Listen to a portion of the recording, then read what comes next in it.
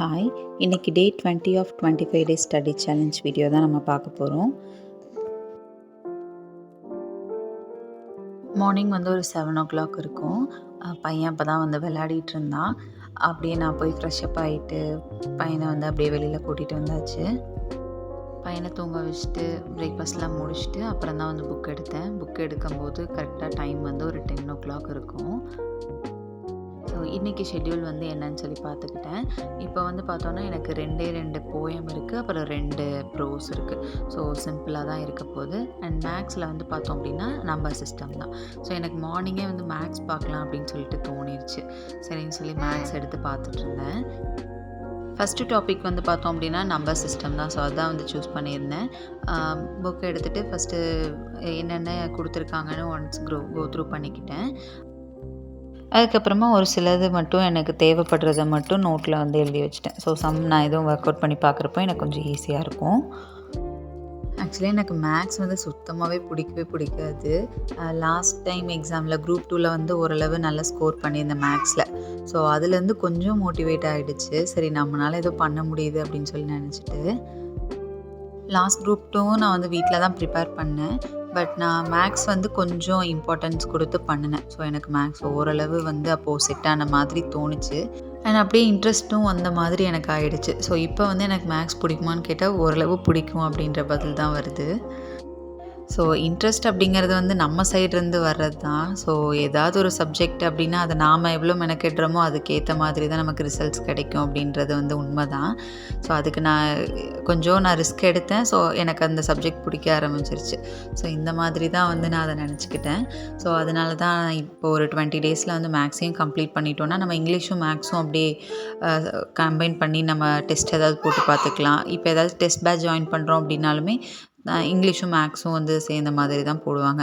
So நமக்கு அதுக்கும் கொஞ்சம் கன்வீனியண்ட்டாக இருக்கும் அப்படின்ட்டு தான் இப்போ மேக்ஸ் எடுத்திருக்கேன்.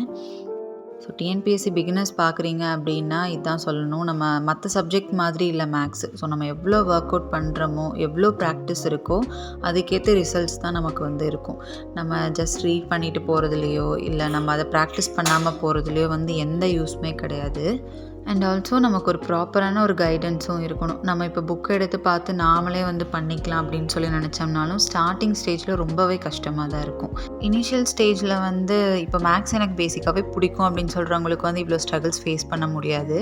பட் எனக்கு மேக்ஸே பிடிக்காது, ஆனால் நான் இந்த எக்ஸாமுக்காக தான் நான் ப்ரிப்பேர் பண்ணி ஆகணும் அப்படின்னு இருக்கிறவங்களுக்கு கண்டிப்பாக ஸ்டார்டிங் ஸ்ட்ரகிள் இருக்க தான் செய்யும். பட் அதை நம்ம கொஞ்ச நாள்லேயே ஓவர் கம் பண்ணிடலாம் கான்ஃபிடென்ட்டாக போனோம் அப்படின்னா.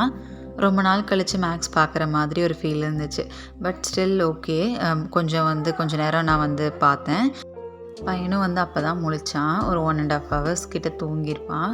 அப்படியே தண்ணி அடுப்பில் வச்சு குளிக்க வைக்கலாம் அப்படின்னு சொல்லிட்டு தான் மார்னிங்கே தூங்கி எழுந்து தான் குளிக்க வச்சோம். அப்படின்றதுனால கொஞ்சம் நேரம் தூங்கவே இல்லை.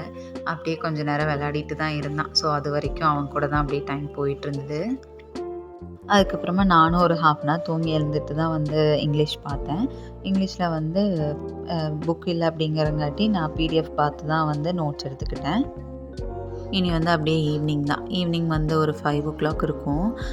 ரொம்ப கிராங்கியாகவே இருந்துகிட்டே இருந்தான். சரின்னு கொஞ்சம் நேரம் வெளியில் தான் கூட்டிகிட்டு போயிருந்தேன். ஈவினிங்லலாம் அந்தளவுக்கு நம்ம எதுவுமே பண்ணவே முடியாது. மார்னிங்லேருந்து அவங்க தூங்குகிற டைமில் இல்லை அவங்க பாட்டுக்கு ப்ளே பண்ணுற டைமில் அவங்க எந்த அளவுக்கு நம்ம டைமை யூஸ் பண்ணிக்கிறோமோ அதளவுக்கு நமக்கு ஓகே. ஸோ அவங்க தூங்குகிற டைமில் தான் நாமளும் தூங்குற மாதிரி இருக்கும். சாப்பிட்றது, நம்மளோட சின்ன சின்ன வேலைகள் பார்க்குறது, இந்த மாதிரி எல்லாமே அந்த டைம்லேயே நம்ம பண்ணுற மாதிரி தான் இருக்குது.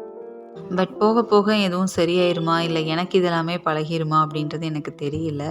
இந்த ஏஜில் பேபி வச்சுருக்கவங்க இல்லைனா டாட்லர் ஸ்டேஜ் ஆனப்புறம் இதெல்லாம் சரியாயிருவாங்களா, இல்லை டாட்லர் ஸ்டேஜில் இருக்க மாமிஸ் உங்களோட எக்ஸ்பீரியன்ஸ் எப்படி இருக்குது இனி இதுக்கப்புறம் அப்படின்றதையும் மறக்காமல் ஷேர் பண்ணுங்கள் கமெண்ட் செக்ஷனில். அண்ட் நீங்கள் எல்லோரும் எக்ஸாம் ப்ரிப்பேர் பண்ணிகிட்ருக்கீங்களா? அப்படி ப்ரிப்பேர் பண்ணிகிட்டு இருந்தீங்க அப்படின்னா உங்களுக்கு எப்படி போயிட்டுருக்கு அப்படின்றதையும் ஷேர் பண்ணுங்கள். நெக்ஸ்ட் வீடியோவில் மீட் பண்ணலாம். தேங்க்ஸ் ஃபார் வாட்சிங். பாய்.